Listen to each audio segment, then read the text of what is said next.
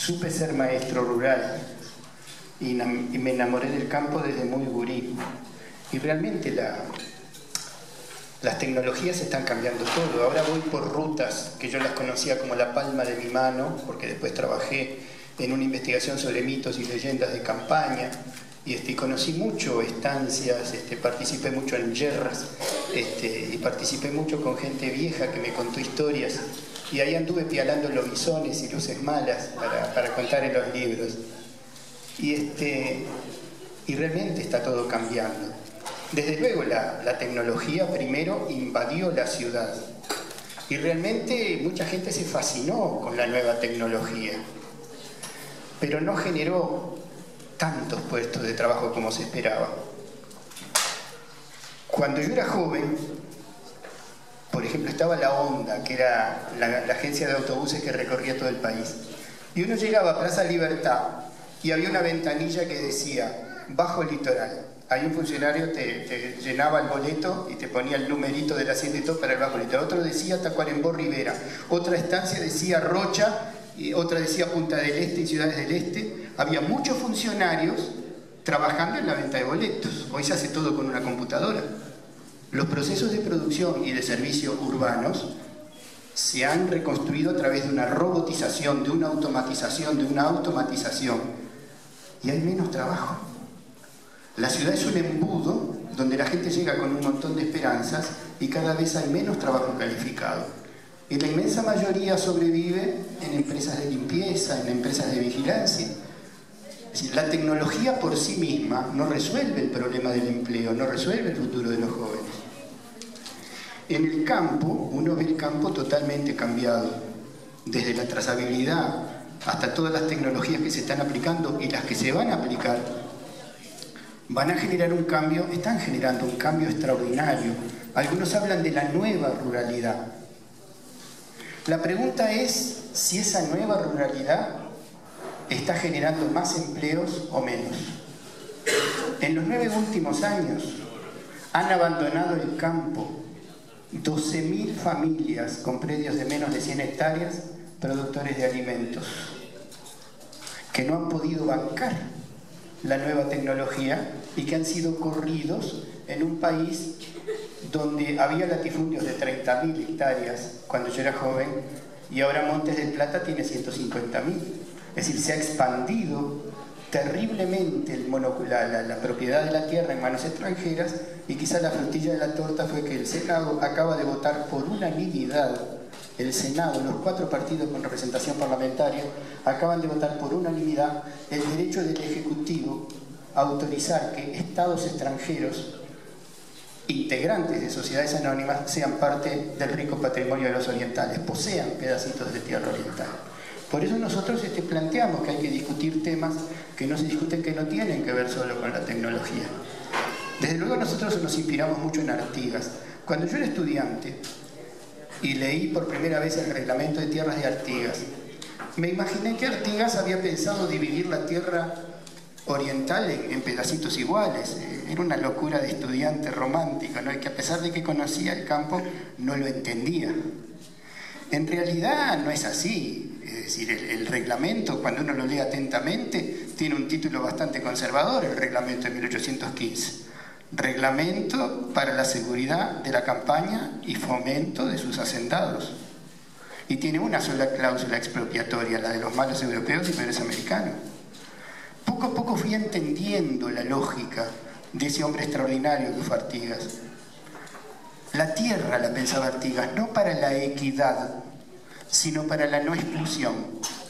Si la ciudad fagocita las esperanzas de muchos, tener tierra, la posibilidad de tener acceso a la tierra para la gente que quiere trabajarla, era una cosa fundamental.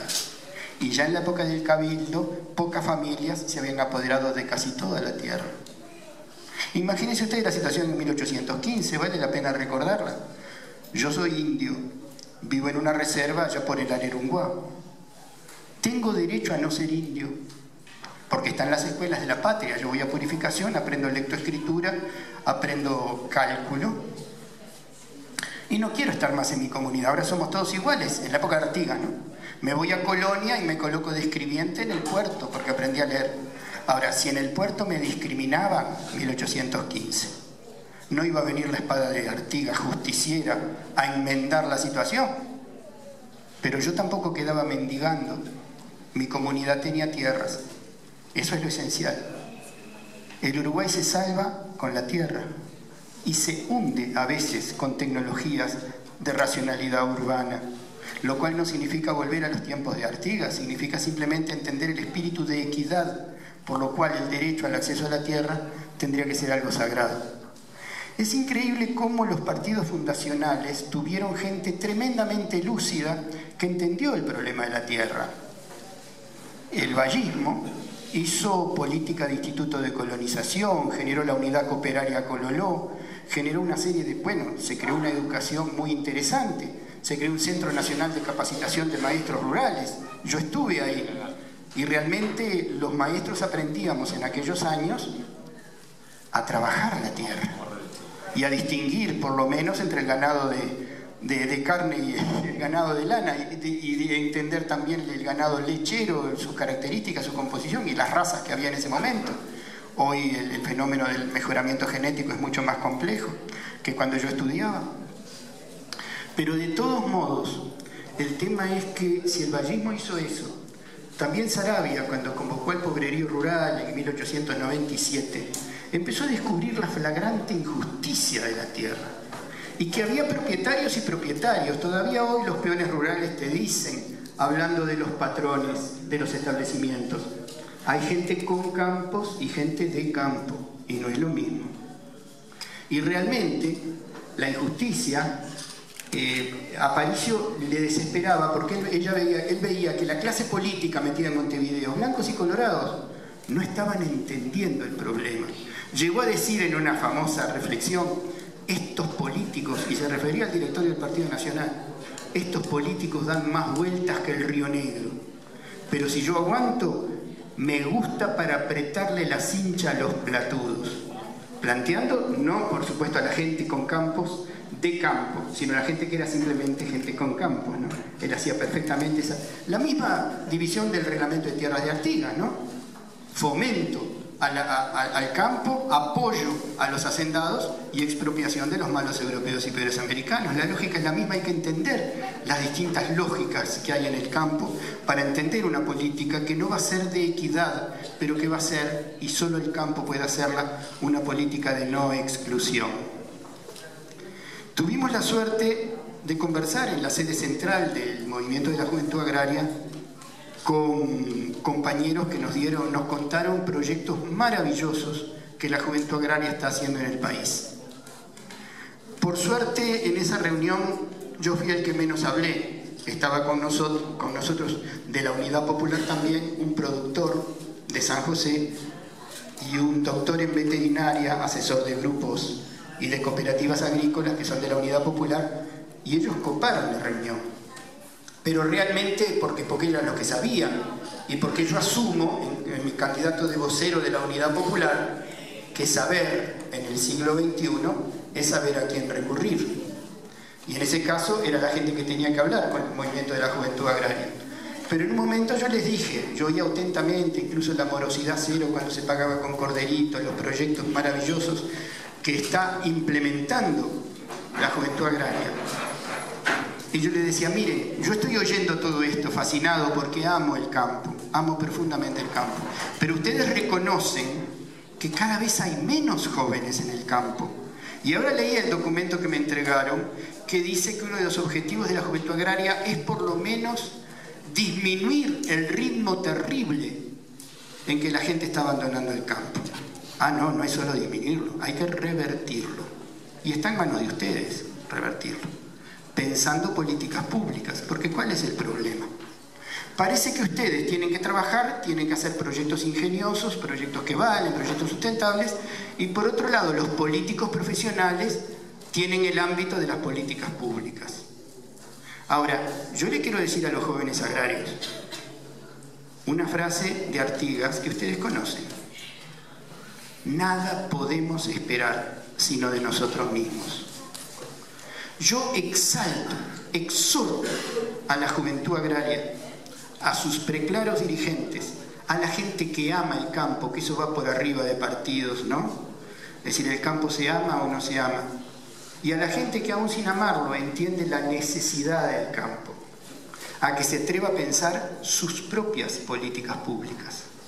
Porque en última instancia, un representante del pueblo en el Parlamento no debe ser un decisor político, debe ser un ejecutor político que recuerda que su autoridad emana de quien lo eligió y cesa ante su presencia soberana. La filosofía del poder popular, como la concibe la Unidad Popular, es la construcción de abajo arriba, no de los que pensamos igual, porque eso sería muy aburrido, de toda la gente de buena voluntad. La Unidad Popular puede decir con orgullo que tenemos muchos laburantes. Tenemos teóricos sobre el tema agrario, pero son lo menos importante. Tenemos gente que está realmente en los mercados de agroecología.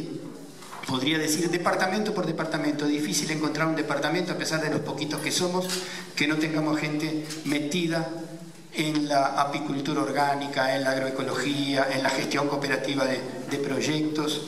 Pero somos pocos. Nosotros solos no hacemos nada más que instalar alguna voz en el Parlamento para discutir algunos proyectos de ley que creemos que son esenciales y que hoy se soslayan. Tenemos sí una cosa que es un tesoro. Hemos hecho un censo, departamento por departamento, de todos los emprendimientos sustentables, sobre todo en pequeños predios. Y yo les puedo decir a ustedes, con un mensaje de alegría, que lo formidable que hace la juventud agraria no es una excepción. Hay mucha gente que está haciendo cosas hermosas en el campo, no se los ve, porque desgraciadamente van retrocediendo. Lo que se expande son los monocultivos en sobredosis, se expande los monocultivos forestales que arruinan la tierra en sobredosis, y después queda para la megaminería, para llenarla de agujeros, queramos o no queramos. Se expande el uso irresponsable de agrotóxicos en la soja transgénica. Es decir, lejos de la Unidad Popular pensar que esto se puede revertir 180 grados de la noche a la mañana, pero con el 500.000 de hectáreas que tiene, de las 16 millones de hectáreas de tierra fértil que tenemos, el 500.000 que dispone el Estado en sus predios, incluso intendencia, ministerios, gente que hasta Ministerio de Salud Pública tiene campos, de gente de chacra que muere sin testamento, son tierras totalmente desaprovechadas. Se podrían hacer experiencias piloto con créditos blandos, con fáciles acceso a crédito, que para el que se quiera reinsertar en el campo no es solo la semilla y los insumos, es también vivir, porque la gente no puede esperar hasta la cosecha. Y se podrían hacer proyectos pilotos que demostrarían que otra forma de vivir es posible, que otra forma de relacionarse con la tierra y cuidarla es posible, y que realmente hay tecnologías de punta que aquí se mencionaron, que son formidables, que pueden dialogar con la sustentabilidad de un modelo alternativo de desarrollo para la tierra, que es decir, un modelo alternativo de desarrollo para la patria. Estamos convencidos de que vale la pena en Unidad Popular rediscutir estos temas.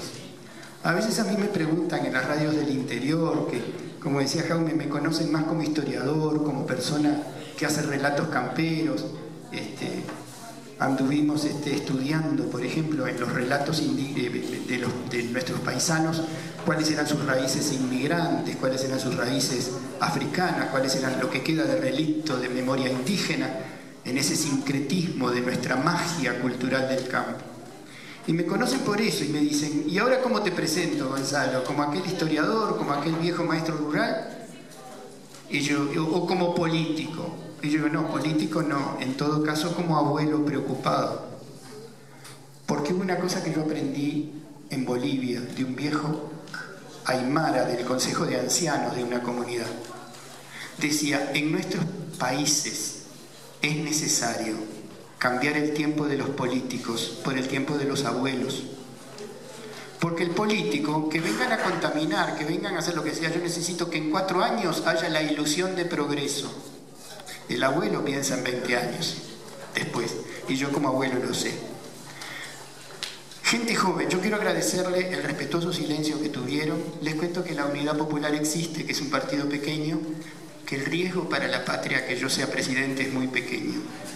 pero que sin duda vamos a conseguir algunos parlamentarios que instalen este debate, del cual tenemos muchísimas certidumbres, también igual cantidad de dudas, y que en la construcción colectiva, con ustedes y fundamentalmente con la gente como ustedes, estamos seguros de que podemos reemprender un camino un poco diferente al que nos asusta, de los venenos, de la destrucción del recurso tierra, del envenenamiento del agua, y que ese camino va a convocar a todos los orientales y orientalas de buena voluntad hacia un futuro que la tierra de Artigas merece. Bueno, muchas gracias.